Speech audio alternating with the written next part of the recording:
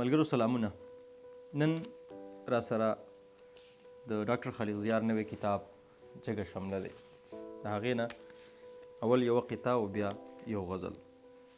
ډاکټر صاحب لیکي چې خره دې وتړي په سوري که څوک غواړي چې پښتون په زور زیاتي به مې غلام شي. نه په مال وي نه په سر دا هغه قام دی چې خبره د وطن د ننګ و نام شي.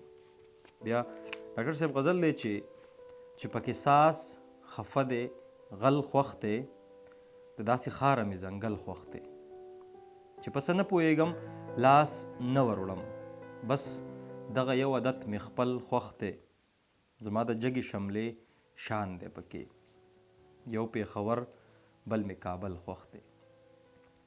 نه مې ستا سر زما په خپله درشل نه مې خپل سر ستا په درشل خوښ دی که علامت وي مینتوب د خلل په دې خپل سر کې مې خلل خوښ دی. منزل ته رسم او که نه روان یم زما د ناستې نه مزل خوښ دی.